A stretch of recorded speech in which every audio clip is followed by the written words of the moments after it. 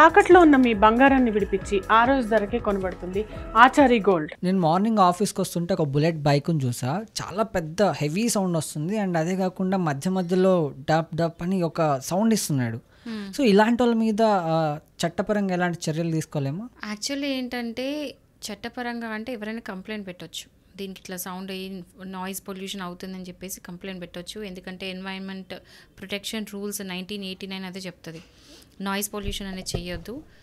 And ఇట్లాంటివి పెట్టడం actual illegal. ఏంటంటే motor vehicles act 1988, central motor vehicle rules 1989, అది కాకుండా ఎన్వైరన్మెంటల్ ప్రొటెక్షన్ రూల్స్ 1986, ఇది కాకుండా police rules and also RTO enforcement rules, వీటన్నిటి కింద కూడా ఇది యాక్చువల్ ఇల్లీగల్. ఇలా పెట్టుకోవడానికి ఉండదు. మామూలుగా ఏ వెహికల్ అయినా బైక్కి ఇప్పుడు మీరు అన్నట్టు 80 డెసిబుల్స్ దాటొద్దు. 80 డెసిబుల్స్ దాటితే ప్రాబ్లం. చాలామంది 120 to 140 డెసిబుల్స్ కూడా పెడతారు.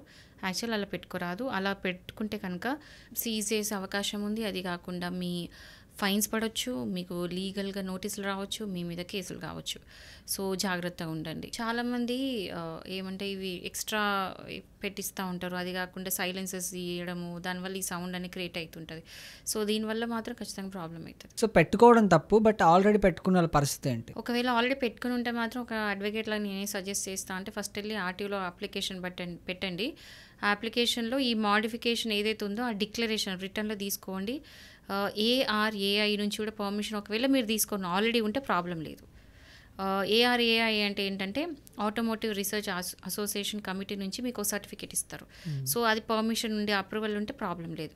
ఆర్టీఓ నుంచి ఆల్రెడీ అప్రూవల్ ఉన్నా ప్రాబ్లం లేదు.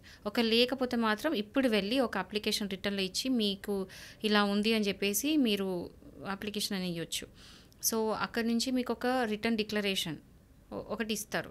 ఆ డిక్లరేషన్ మీరు కనుక క్యారీ చేస్తే మీకు పోలీసులు పట్టుకోవడానికి ఆర్ మీ బండి సీజ్ చేయకుండా మీకు లీగల్ ఏం ఇష్యూ కాకుండా ఉంటుంది అనమాట. ఓకే.